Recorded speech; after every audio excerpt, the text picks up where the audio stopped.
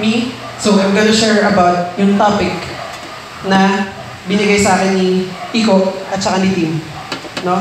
This is preparing your heart for missions. Let's define mission. Sabi ng friend ko, si Merriam-Webster, sabi niya, a mission is a task to do or job that someone is given to do. Yan yung general meaning ng mission sa kanya. Pero, to be specific, we are Christians, and yun dun ang focus natin. So, I searched sa internet, ano bang sasabihin ni Wikipedia sa Christian Mission Movement? Ito sabi ni Wikipedia, an organized effort for the propagation of the Christian faith. Medyo neutral, no? Medyo, sabihin natin, mababaw. Okay, sige. May mas maganda akong sagot na hanap ko kay GotQuestions.org. Ito yung sabi niya, Christian Mission Movement is following Christ's call, sharing the gospel with the lost world through God's wisdom and strength. Totoo. Obedience, no? Through God's wisdom and strength. Pero there's someone who defined missions that tingin ko, nakuha niya yung picture, and I know that this is the Lord's heart as well. Yan, si Christopher J.H. Wright, a professor and a leader din. No, ito sabi niya, missions is the dynamic process by which God will transform the earth He Himself created. Notice this. Now, spoiled by human sin and the power of evil, into the new heaven and the new earth of God's redeemed creation. Notice the word, God will. So, missions is not something that God, hindi lang siya yung in order ni God, kinuman ni God. Pero ito, yung mismong ginagawa ng Panginoon. No? Missions is God's own mission. No? That God will transform the earth He Himself created. So simply say, simply state that God's mission is what fills the gap between spoiled creation and new creation. Tayo, spoiled creation. No, sabihin natin spoiled creation. Mission ng Panginoon na ma-redeem tayo. So, God's mission is God's redemptive purpose. When we say redemption, to recover ownership of paying a specified sum. Sounds familiar.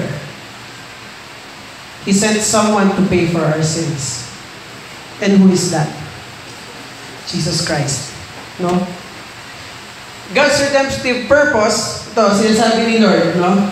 Noong una pa lang, from the days of the Genesis, yung sa book of Genesis, God was already doing His mission when man first fell into sin. Nung unang beses na nagkasala ang tao, gumagawa na ang Panginoon ng mission niya. Sabi dito, remember the former things of old, for I am God and there is no other. I am God and there is none like me. Declaring the end from the beginning and from ancient times, things not yet done, saying, my counsel shall stand, and I will accomplish all my purpose. It's God's heart to accomplish His redeeming purpose. No, we should understand that. No? Nga pala, sa message na to, I would require you to read. Samahan niyo ako magbasa. So, if you have notebooks, then take notes. No?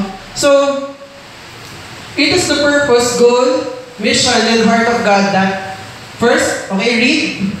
Sin should be punished and sinners be forgiven. No? Next, evil should be, okay, read. Defeated and humanity liberated. Third, and life, immortality brought to light. Na maintindihan natin, no, that there's immortal life. Next is enemies should be reconciled to one another and to God.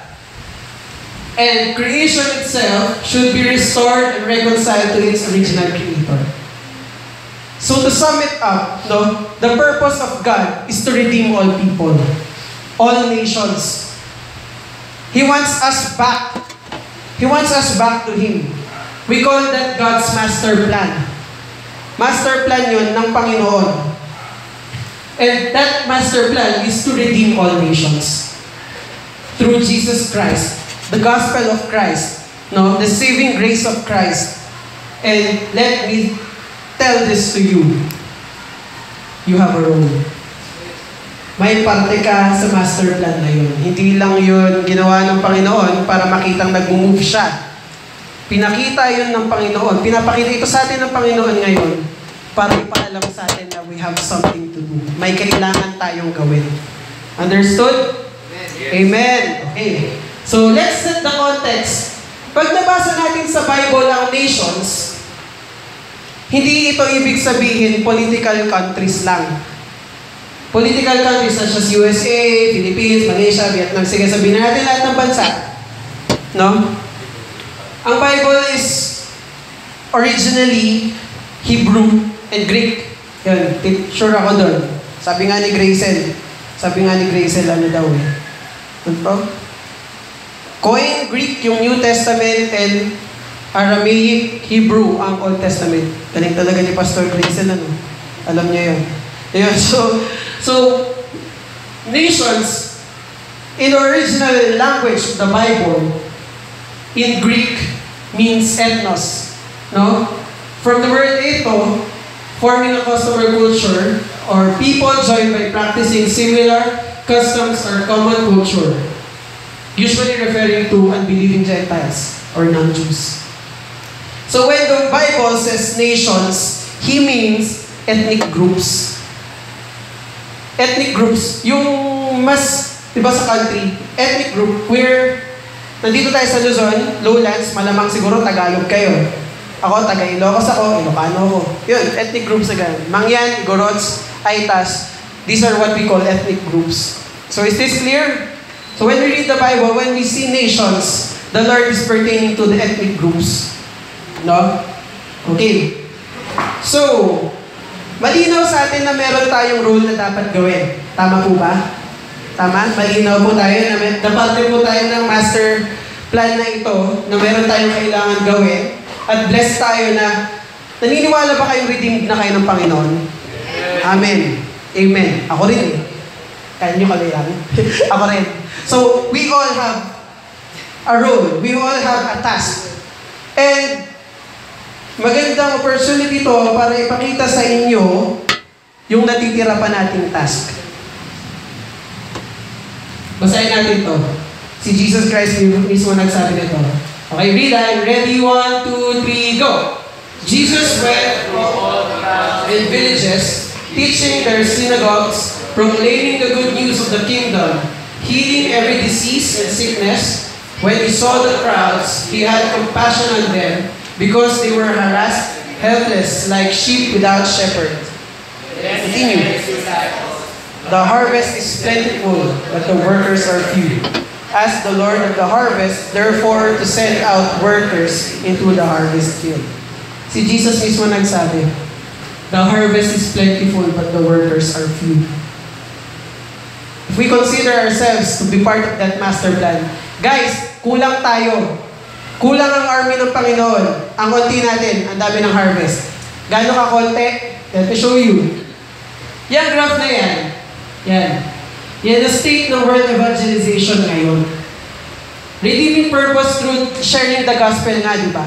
Sharing Jesus Christ. And this is what Jesus is talking about. Doon sa harvest is plentiful, but the workers are few. 11% lang sa pie na yan ay dedicated Christians. I don't know where you place yourself. 22% dyan, nominal Christians lang. So, ibig sabihin, hindi pa sila nagre-respond. Pero Kristiyano na sila. Are they obedient? I don't know. Pero, 22% yan. Part pa rin yan ng trabaho ng dedicated Christians. Kristiyano na, di ba? So, 27% are non-Christians within rich groups. Pag sinabi ko pong rich groups, pag sinabi ng rich groups po, yan na po yung mga naabot na ng gospel. Nakarinig na ng gospel. They know Jesus Christ already. At 40% nung pie na ito, itong red na to, yung non-Christians within rich groups. Within unreached groups. So hindi pa po naaabot ng gospel yung mga lugar na yan. No? Kung nasa puso po natin yung role natin sa Panginoon, yung purpose ng Panginoon to redeem all nations, maaalarma po tayo dyan. Na ganyan pa pala karami yung hindi pa nakakakilala sa Panginoon. What should we do? Save the unsaved. And reach the unreached.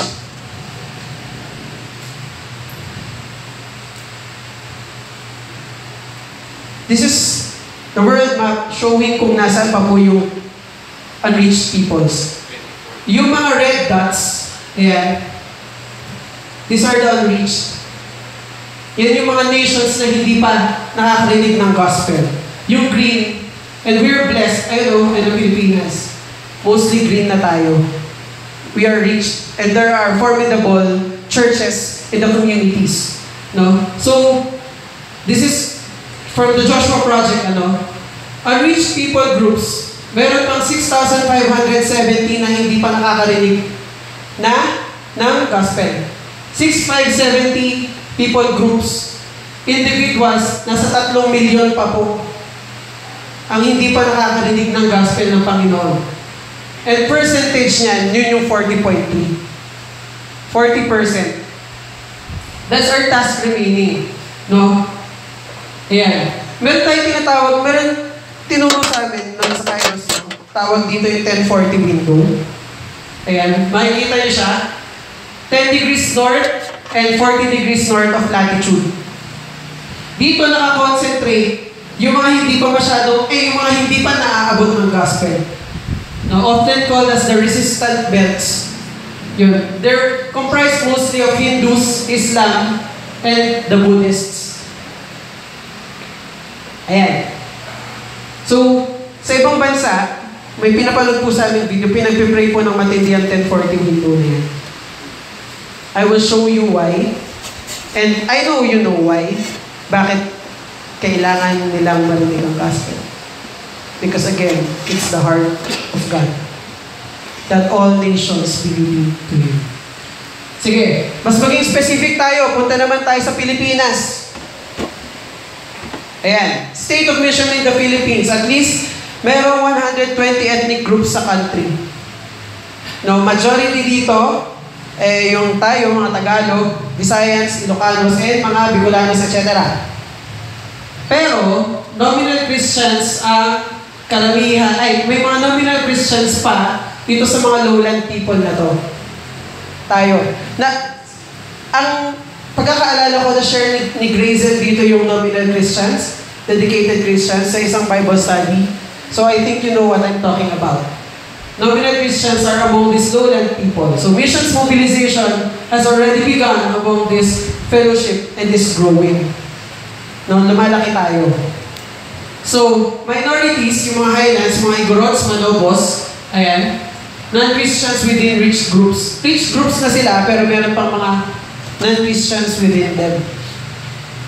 And missions mobilization also needs to begin. No? And next is the least rich people groups. Kung papansinin niyo po, nandun na sila sa mga kasulok-sulukan ng Pilipinas, sa Luzon and Mindanao. No, there are non-Christians within unreached groups. Ito po kasi yung mga grupo na traditionally Muslims. And alam po natin kung minsan, no, sa mga news kung, at saka sa history na rin ng Philippines, kung gaano ka-resistant din ang mga kapatid nating Muslim, di ba? Sa gospel. So, yan.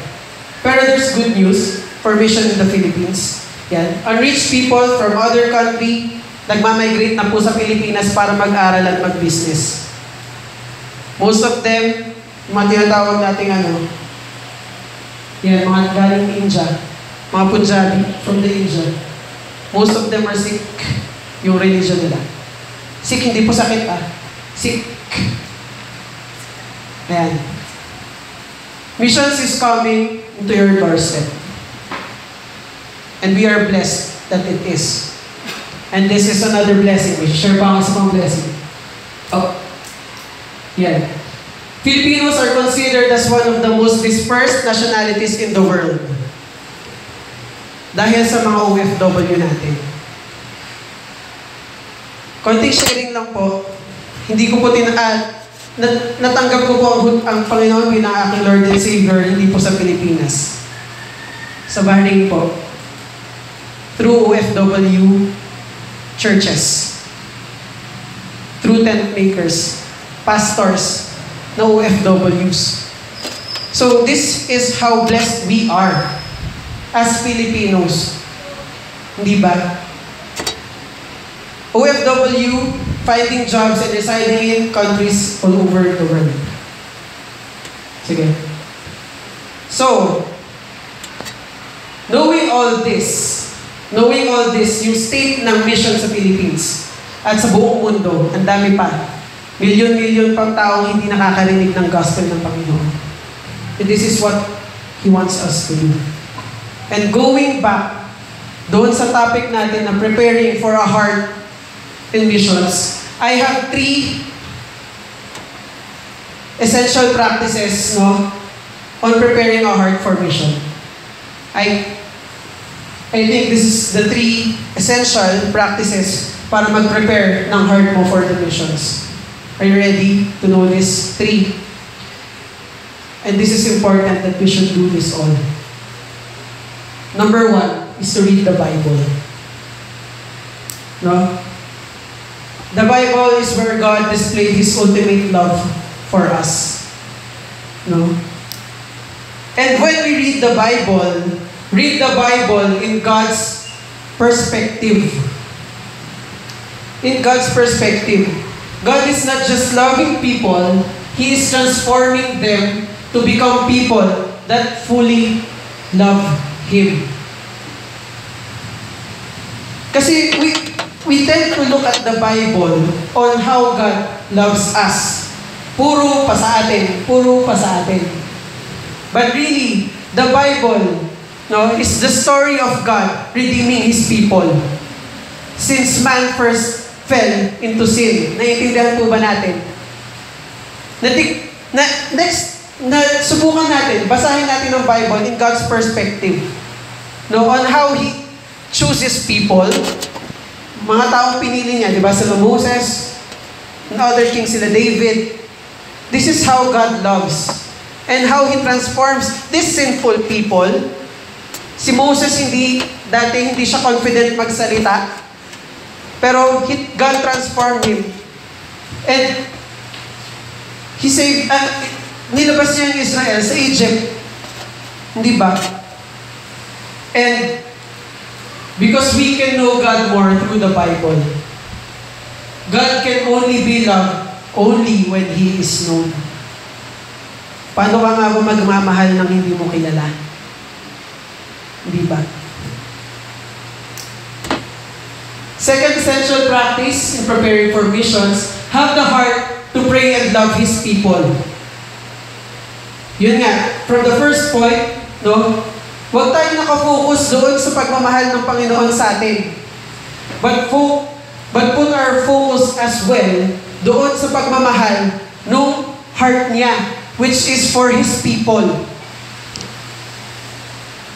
Sabi nga sa 1 Corinthians 13, 1-3, let's read. If I speak in tongues, but do not have love, I am a resounding gong, or a clanging cymbal. If I have gift of prophecy, and can fathom all mysteries and all knowledge, and if I have faith that can move mountains, but do not have love, I am nothing.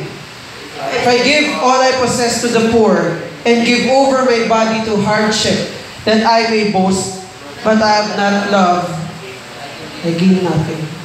Without love, if we cannot love these people, all that we do, no, kahit gaano pa tayo ka-knowledgeable, gaano pa tayo kalayo nararating natin ang mission natin, if we don't love these people and we love ourselves, na dahil natutuwa lang tayo sa ginagawa natin, we have nothing. We are not doing anything.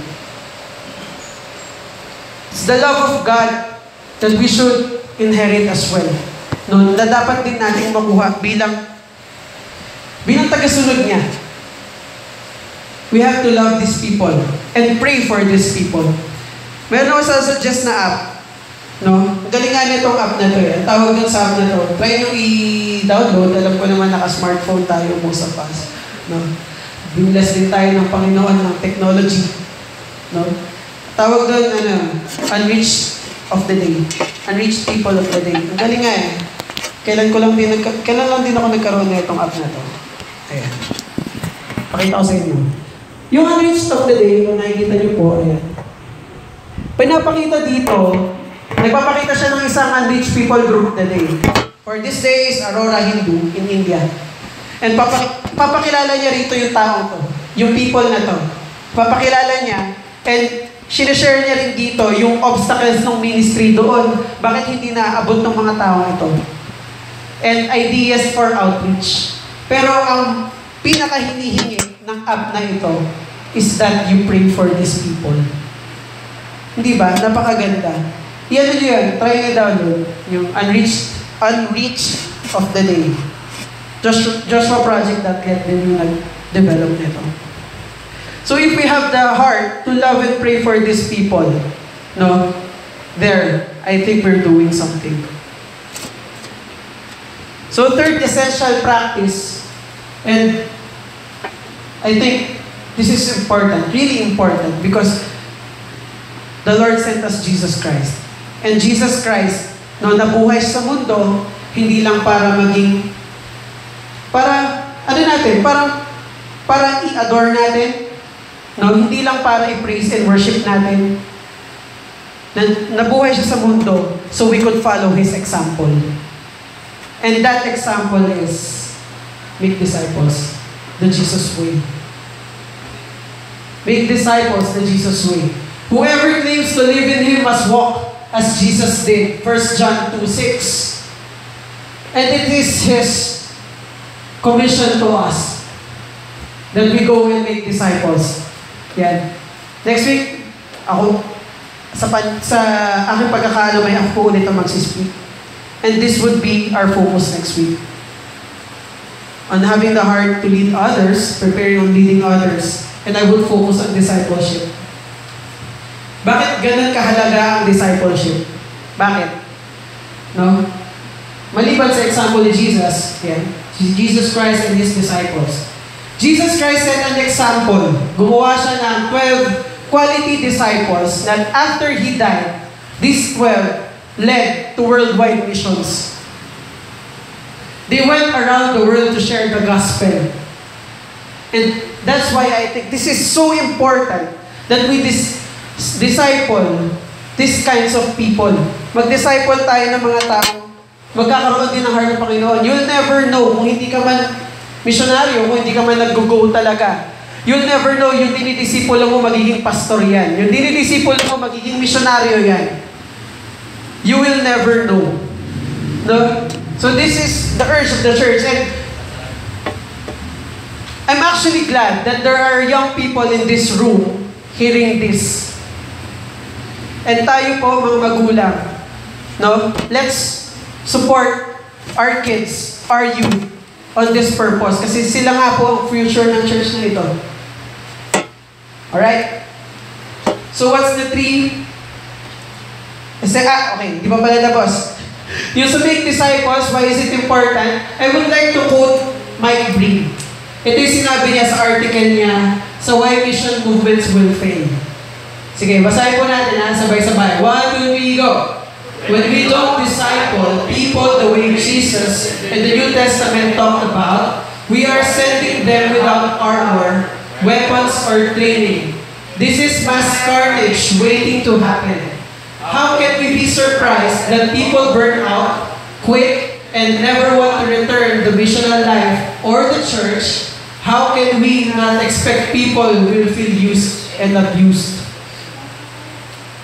Ang discipleship group din po ay accountable group ng mga dinidisipulo ninyo. Kung hindi po tayo magdidisipulo, kung ako, magdidesisyon po ako at wala nagdidisipulo sa akin, magdidesisyon ako na, Lord, gusto ko mag-mission, punta ako sa isang mission. 2 years ako doon. Siguro 6 months pa lang, umuwi na ako. So that's why discipleship is very important. Yun, mag-focus tayo doon next week in connection to the missions din. No? So the 3 essential practices is number 1, you read the Bible. Number 2, have the heart to pray and love His people. And number 3 is we make disciples the Jesus way. Right? So before I end my sermon, I want to urge you. We are blessed. Really, we are blessed. Nasabi ko na rin naman kanina that we are dispersed in the world. Malapit natin sa 1040 window, pero most of us are already reached. No? We are blessed, therefore we should be a blessing to others. Amen? Amen. And these others is not just your family, not just your friend, not just your neighbor, but these others include the unreached. Yung mga hindi pa nakakarinig ng gospel. No? Okay. I have 2 videos to show. I hope pwede tayo mag-nilay dito. Ayan. These 2 videos are from the Radical series of David Platt. Mabilis lang siya. Marami po ba tayo ngayon ito?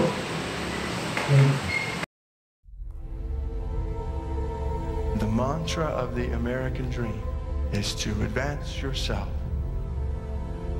With hard work, ingenuity, innovation, you can have it all. The frightening reality of the gospel. Jesus does call us to give up everything we have. And He may tell any one of us to sell all of our possessions and give them to the poor. But we don't believe this. If we form Jesus to look like us and be who we want Him to be, then even when we gather together and sing our praises and lift our hands, the reality is we are not worshiping the Jesus of the Bible. We are worshiping and singing to ourselves. We have a master who demands radical obedience and a mission that warrants radical urgency. And we do not have time to waste our lives living out a Christian spin on the American dream. The most glorious reason you exist is for the proclamation of the glory of God to the ends of the earth. And it's more than having a nice life. It's about giving our lives and our families and our jobs for the proclamation of the glory of Christ to the ends of the earth. If we're going to live for the sake of 4.5 billion lost people and thousands and thousands and thousands of kids who are dying every day because they don't have food on their table, then that means radical change in our lives and our families. Church. Church, we are plan A, and there is no plan B.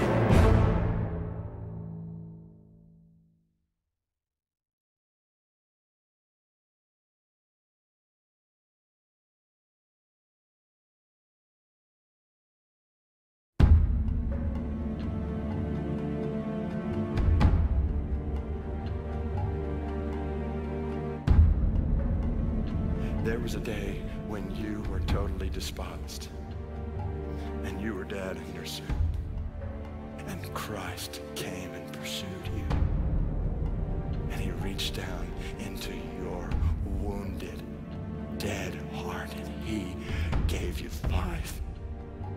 Now it just makes sense to show that kind of mercy to others. The goal is not world praying, and the goal is not Bible reading. The goal is not sacrificial giving, and the goal is not great mission trips. The goal is Christ.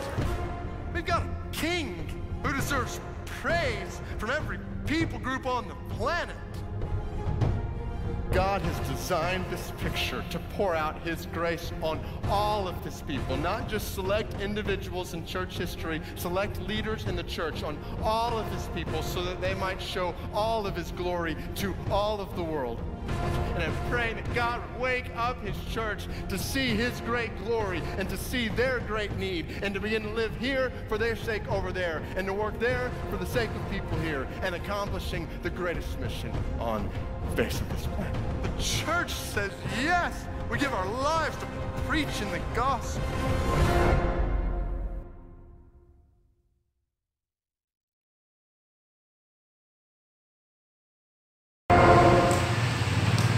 Does this church say yes to that challenge? No? So this challenge, no, you have a part, you have to live radically for the purpose of God. Live radically. It's a 180-degree change. That radical change that he's talking about is giving up your jobs, your families, your life for the purpose of Jesus Christ. Giving up does not have to be literally, Lord, I'll quit my job.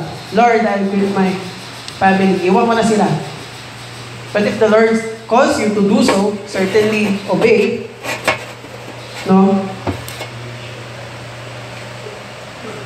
That radical change in perspective is that you have a part in this master plan. Ulitin ko na naman, paulit-ulit ka, Kuya Emil. Oo na, nagets na namin, may role kami.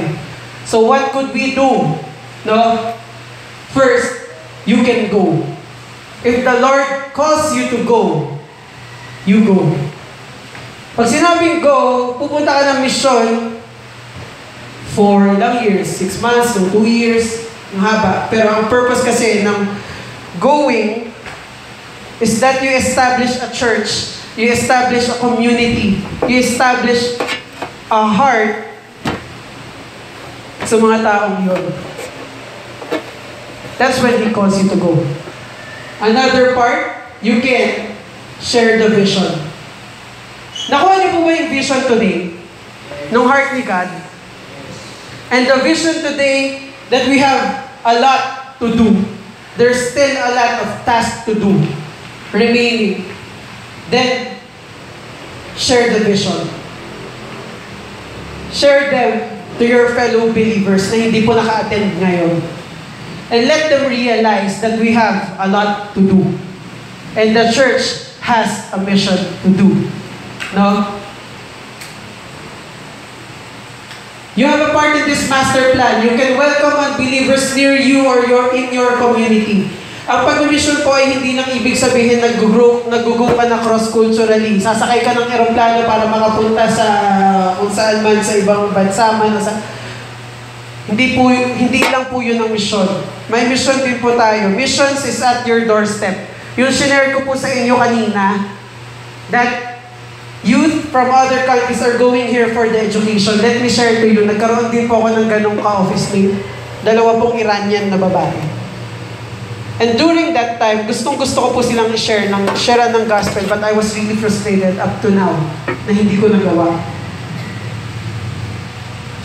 So, maaari sa mga school ninyo, sa mga trabaho ninyo, may mga ganun din po mga tao. You can welcome them and welcome people in the community who doesn't know Christ. Welcome them in this church. Be a welcomer. And you have a part in this master plan. You can send missionaries by helping them financially. Dito po papasok yung mga profession ninyo. Dito po papasok kung anong ginagawa niyo sa buhay, how you earn money. Maybe your role in God's master plan is to finance those who are going. And marami pong organizations, kung ang church pa natin po ay hindi pa ganun ka-active sa pagsasend ng mga missionaries, marami pong churches na nangangailangan ng tulong. Marami pong organizations na nangangailangan ng tulong to do outreach and missions. And this is where our profession goes in. You can send missionaries by helping them financially. No? Challenge. Understand the heart and His redemptive purpose. Paulit-ulit ko na lang po sinasabi. He wants everyone back. Worshipping. Everyone. Hindi lang po tayo. Pero pati po yung mga nandun sa 1040 window na tinukoy ko po kanina. He wants everyone back. Worshipping Him. And proclaiming Him as the God. As the Redeemer. No? We have Jesus Christ. Share Jesus Christ. Challenge. Love God. Love His people. And last challenge, this would be, I think, the hardest to do. Kasi ito rin po pinakamahirap na ginawa ko. Actually, nasa process pa rin ako ng pagtanggap dito. And we should all take this challenge. This is the hardest challenge of all. Okay. Ang dami, walang saysay po yung mga nalaman natin ngayong araw. Yung mga vision natin kung hindi tayo mag-obey. This is the heart of God. You should have that heart as well. You should have His heart, His purpose. We understood His redemptive purpose. Hindi po doon nagtatapos. Obey. Be equipped. Alamin pa po natin kung paano pa tayo gagamitin ng Panginoon sa mission niya. I would leave you with this Bible verse. No? Dito na rin po talaga ako magtatapos. As in, final na. This is from Matthew 24:14. Okay, let's read. And this gospel of the kingdom will be preached in the whole world as a testimony to all nations. And then the end will come. Kaya po importante na gawin na po natin yung role natin ngayon. Dahil kung excited na po tayo, dumating ang Panginoon, we should be helping. We should be doing our roles. So that's all.